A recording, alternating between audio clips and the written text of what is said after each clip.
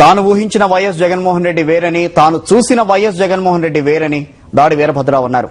జగన్ దృఢ సంకల్పం ఉన్న నాయకుడని దాడి కొనియాడారు. తనయుడు రత్నాకర్తో కలిసి చించలగూడ జైల్లో జగన్ ను కలిసిన అనంతరం తాను త్వరలోనే వైఎస్ఆర్సీపీలో చేరనున్నట్టు దాడి వీరభద్రరావు తెలిపారు.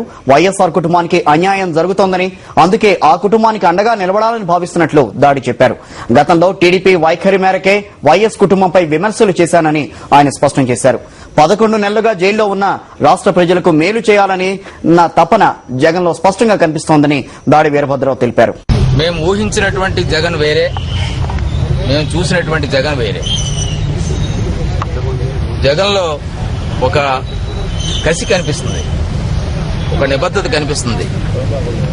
ఇవన్నీ మేము ఎక్స్పెక్ట్ చేయలేనటువంటి. ప్రజలు తనకు అవకాశం ఇస్తే తప్పనిసరిగా ప్రజలకు ఏ విధంగా న్యాయం చేయాలి, ఒక మంచి పరిపాలన ఏ రకంగా అందించాలి అనేటువంటి దాని మీద ఆయనకు ఒక నిబద్ధత అనేటువంటిది చాలా స్పష్టంగా కనిపిస్తుంది. అయినప్పటికీ కూడా ఆయన స్థైర్యం కోల్పోకుండా ధైర్యంతో మళ్లీ నాకు న్యాయం జరుగుతుంది, దేవుడు న్యాయం చేస్తాడు, నా మీద వచ్చినటువంటి ఆరోపణలన్నీ కూడా సరైనవి కావు అనేటువంటి నిర్ధారణ అవుతుందనేటువంటి నమ్మకం నాకు ఉంది.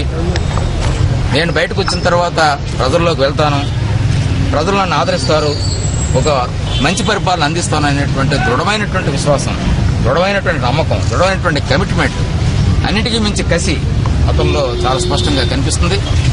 దానికి తప్పనిసరిగా అటువంటిది అతని ఆశలు ఫలిస్తాయని చెప్పి మేము భావిస్తున్నాం. ఆ జగన్ గారితో మాట్లాడిన తర్వాత నిర్ణయం తీసుకుంటానని చెప్పి నిన్న చెప్పడం జరిగింది. జగన్ గారితో మాట్లాడిన తర్వాత మేము సంతృప్తి చెందడం జరిగింది. ఆయనకి అండగా ఉండాలి, వారి కుటుంబ సభ్యులందరికీ అండగా ఉండాలి అనేటువంటి నిర్ణయాన్ని మేము తీసుకుని వైఎస్ఆర్సీపీ పార్టీలో చేరడానికి మేము నిర్ణయం తీసుకోవడం అనేటువంటిది జరిగింది. అంచేతనం భవిష్యత్తులో వైఎస్ఆర్సీపీ పార్టీలో మేము కొనసాగుతాం. చంద్రబాబు నాయుడు గారు ముఖ్యమంత్రిగా ఉన్న 9 సంవత్సరాలను కూడా నేను ఏ పదవి చేయలేదు, ఆ అవకాశం కూడా నాకు రాలేదు. దీంతో అయినా నేను ఏనాడు ఆశించలేదు, పదవుల కోసం ఏనాడు ఆశించలేదు.